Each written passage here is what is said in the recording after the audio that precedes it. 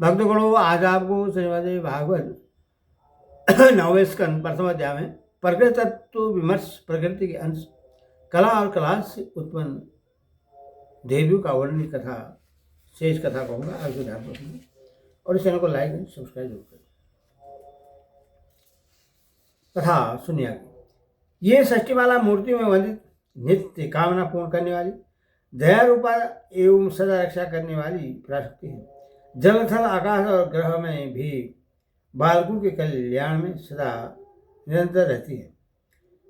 मंगल चंडिका भी देवी मूल प्रकृति का प्रधान अंशरूपा है। वे प्रकृति देवी के मुख से प्रकट हुई है और सदा सभी प्रकार के मंगल प्रदान करने वाली है।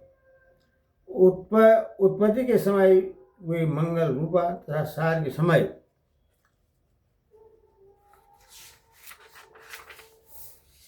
कोव रूपिणी है। इसीलिए विद्वानों ने उन्हें मंगल चंडी कहा है। प्रत्येक मंगलवार को सर्वत्र इनकी पूजा करनी चाहिए। ये पुत्र पौत्र धन ऐश्वर्य यश और मंगल प्रदान करती है। प्रसन्न होकर ये सभी नारियों की सभी कामनाएं पूर्ण करने वाली हैं। वे महेश्वरी रुष्ट होने पर क्षण मात्र में समस्त सृष्टि का संहार करने में सक्षम है। पराशक्ति के प्रधान रूप से कमल लोचन भगवती काली का पारित हुआ है। वे शुभ निशुभ के साथ युद्ध कला में जगदम्बा दुर्गा की ललाट से प्रकट हुई है। एक दुर्गा के आध्यांश से उत्पन्न होकर उन्हीं के समान गुण और तेज से संपन्न है। वे करोड़ों सूर्य के समान प्रकाशमान, पुष्ट और उज्ज्वल विग्रह वाली है। वे बलशालिनी है। पराशक्ति सभी शक्तियों में प्रधान रूप से विराजमान है। परम योग रूपिणी वे देवी सभी प्रकार की सिद्धियां प्रदान करती है। वे प्रभु श्री कृष्ण की अनुमानित अनुगामिनी है और अपने तेज पराक्रम और गुणों में श्री कृष्ण की समान है।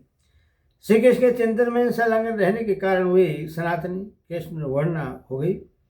अपने निश्वास मात्र से संपूर्ण ब्रह्मांड का सहार करने में वे समर्थ हैं। फिर लोक शिक्षण के लिए नई लीला पूर्वक उन्होंने दैत्यों से युद्ध किया। पूजा से प्रश्न होकर वे धर्म अर्थ काम और मोक्ष सब कुछ देने में तैयार हो गए, देने में समर्थ हैं। ब्रह्मा आदि देवता मुनि मनुगण तथा सभी मनुष्य उनकी उपासना करते हैं। भगवती प्रकृति प्रधान अंश रूप से वे वसुधरा देवी प्रकट हुई है। वे सभी प्राणी पदार्थों के आधारभूता है तथा सभी प्रकार के शस्त्रों के स्वर वाली कही गई है। वे रत्नों की निधि है। रत्न गर्भा समस्त समुद्रों की आश्रय रूपा है। वे राजा प्रजा सभी से सदा पूजित तथा वंदित है।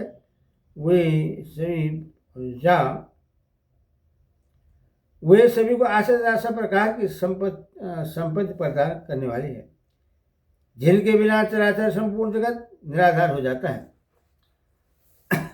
हे मुनिवर, अब आप देवी प्रकृति के जो कलाएं हैं उन्हें सुनिए। जिस देवता की जो भार्या है उन सब का मैं वर्णन करता हूँ।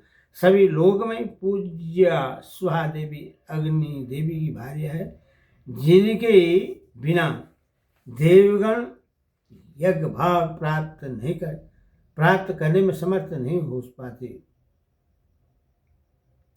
यज्ञ देव की पत्नी दीक्षा और तथा दक्षिणा है, जो समस्त पूजित है तथा जिनके बिना लोकों में किए गए सभी कर्म निष्फल रहते हैं। पितृदेवों की पत्नी स्वधा देवी है। वे मुनियों तथा मनुष्यों से पूजित है, जिनके बिना किया हुआ कोई भी पितृकर्म निष्फल होता रहता है। वायु देव देव की पत्नी स्वस्ति देवी है, प्रत्येक लोक में उनकी पूजा होती है। उनके बिना किया गया आदान प्रदान निष्फल रहता है। भगवान गणपति की पत्नी पुष्टि देवी है, जो समस्त संसार में पूजित है और जिनके बिना नर नारी शरीर वाले रहते हैं। भगवान अनंत की पत्नी तुष्टि है, वे सभी से वंदित तथा पूजित है, जिनके बिना संसार के सभी लोग संतुष्ट नहीं रहते। ईशान देव की पत्नियां सपत्नी देवी है, जिनकी सभी देव मानव पूजा करते हैं तथा जिनके बिना संसार में सभी लोग दरिद्र रहते हैं। धैर्य देवी भगवान कपिल की पत्नी है, वे सभी के द्वारा सर्वत्र पूजित है। संसार में जिनके बिना सभी लोग धैर्यहीन रहते हैं। सत्यदेव की पत्नी है, जिन्हें सभी चाहते हैं, वे मुक्त लोगों के द्वारा पूजित है तथा जगत प्रिय है। उनके लिए उनके बिना लोग बंधु तत्व विहीन हो जाते हैं। दया देवी मोह की पत्नी है, वे स्वादि सबसे पूजित और जगत प्रिय है, जिनके बिना सभी लोग सर्वस्त्र निष्फल हो जाते हैं। प्रतिष्ठा देवी पूर्णी देव की पत्नी है, वे पुण्यदायिनी तथा सर्वत्र पूजित है, जिनके अभाव में सभी प्राणी जीवित रहते भी मृतक तुल्य हो जाते हैं। कीर्ति देवी सुकर्म देव की पत्नी कही गई है, जिनकी पूजा सौभाग्यशाली लोग करते हैं और जिनके बिना संपूर्ण संसार यशीन होकर मृत्यु का तुल्य हो जाता है। उद्योग देवी की पत्नी क्रिया देवी है, जो सभी के द्वारा पूजित था मान्य है। हे नारद, इनके बिना संपूर्ण जगत विधिहीन हो जाता है। अधर्म की पत्नी मिथ्या देवी है, जिन्हें सभी धूर्त जन पूजते हैं तथा जिनके बिना विधि निर्मित धीर्त समुदाय रूप जगत नष्ट हो जाता है। सतयुग में ये मिथ्या देवी तिरोहित रहती थी। त्रेता युग में सूक्ष्म रूप से रहती है। द्वापर में आधे शरीर वाली होकर रहती है, परंतु कलयुग में महाप्रलभ होकर ये बलपूर्वक सर्वत्र व्याप्त रहती हैं और अपने भाई कपट के साथ घर घर घूमते फिरते हैं। हरि ओम तत्सत।